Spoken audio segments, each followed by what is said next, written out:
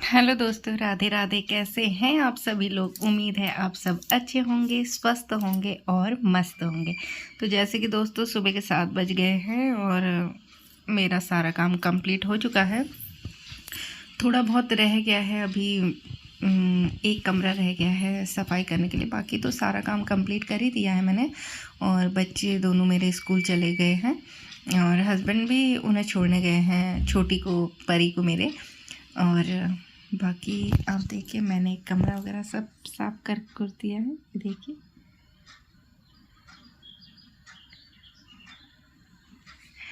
बाकी मैंने कमरा भी सब साफ़ कर लिया है और नाश्ता भी बना लिया है। और बच्चों की फरमाइश थी कि आज मम्मी बीन्स आलू बनाए, तो मैंने कहा चलो बीन्स आलू भी बना लेते हैं। तो बच्चों के लिए मैंने बीन्स आलू बनाए थे। और मेरे बच्चे पराठे भी ज़्यादा पसंद नहीं करते हैं, वो रोटी लेके जाते हैं शुरू से ही।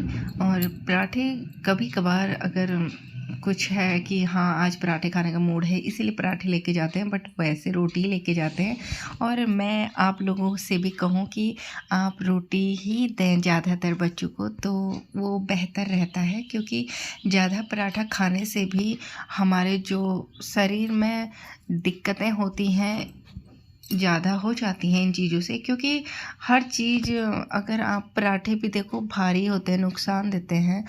और कोशिश करें कि अगर बच्चे कह रहे हैं कि अगर वो रोटी खा लें, घी में लगा के दे दें, तो कोई दिक्कत की बात नहीं है। पतली पतली रोटियां सेक लें और उसमें घी लगा के बच्चों को दे दें, तो सॉफ्ट भी रहती हैं और बच्चों को खाने में टेस्टी भी लगती हैं।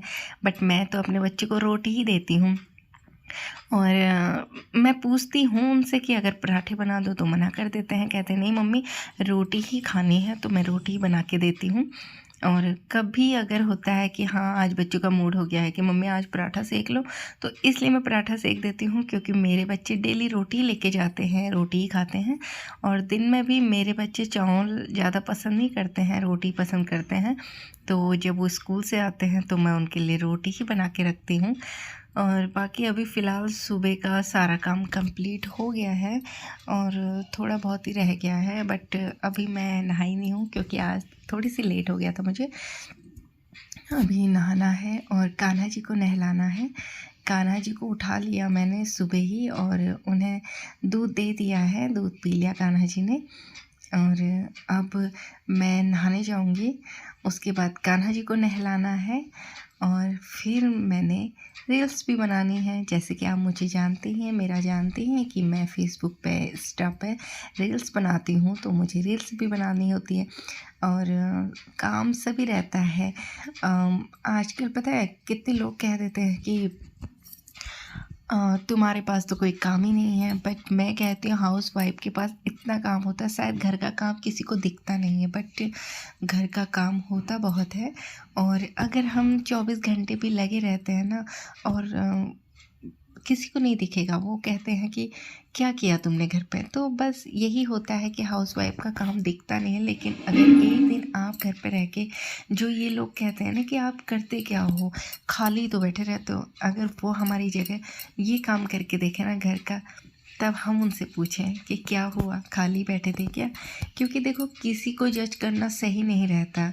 और हर इंसान कुछ ना कुछ करता रहता है, तो इसलिए हर इंसान को जज करके चलना वो भी सही नहीं रहता। ठीक है, आप अगर कुछ और काम करते हैं तो आप अपनी जगह सही हैं, बट हम जो काम करते हैं वो हम अपनी जगह सही हैं। और देखें, हम जब सारा काम कंप्लीट कर लेते हैं, उसके बाद ही हम ये रील्स वगैरह की तैयारी करते हैं। क्योंकि देखो, फालतू टाइम हमारे पास भी नहीं रहता कि हम कोई भी, मतलब अगर हम अपना काम छोड़ के ये चीज़ें कर रहे हैं, नहीं। लेकिन हम सारा काम कंप्लीट करने के बाद ही रील्स वगैरह बनाते हैं। जैसे कि मैं आपको बता ही रही हूँ कि मैंने सारा काम कंप्लीट कर लिया है, बस एक कमरा रह गया सफाई के लिए।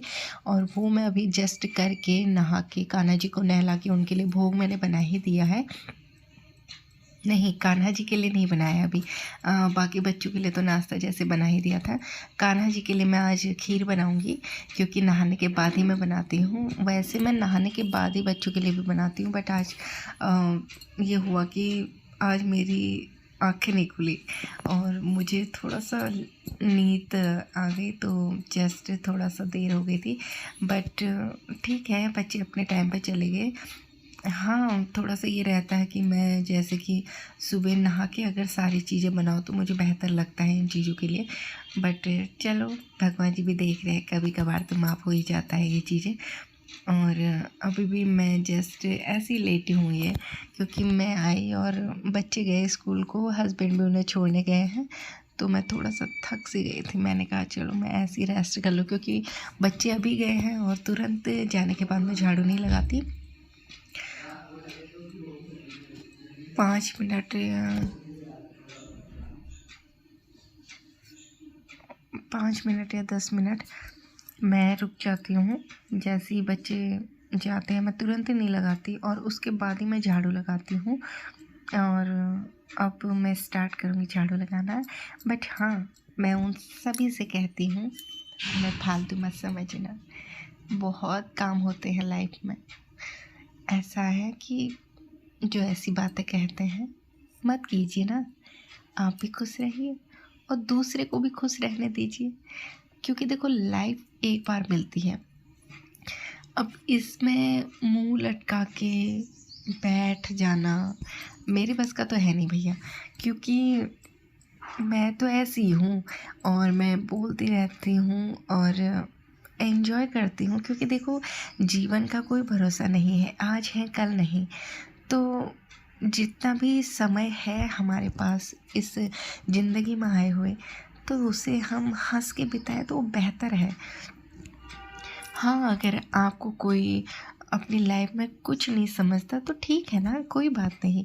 वो नहीं समझता है तो आप उनसे दूर ही रहें, लेकिन बट खुश रहें ना, इसमें क्या दिक्कत है। तो इसीलिए किसी को भी जज करने से पहले खुद भी देख लीजिएगा और जब जाके जज करिएगा।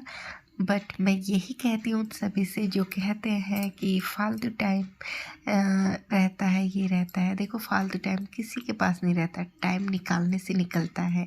वरना आप अगर 24 घंटे बिस्तर में बैठे रहें और ये कहते रहें हाय मेरा वो काम रुक गया, हाय मेरा वो काम रुक गया, तो जस्ट रुकना ही है। क्योंकि बैठे बैठे आप भगवान जी कोई छड़ी तो घुमाएंगे नहीं कि आप आराम से बैठे हो और भगवान जी आए उन्होंने सारा काम कर दिया। नहीं, भगवान जी ने हमें बनाया है, हमें खुद वो चीज़ें करनी है।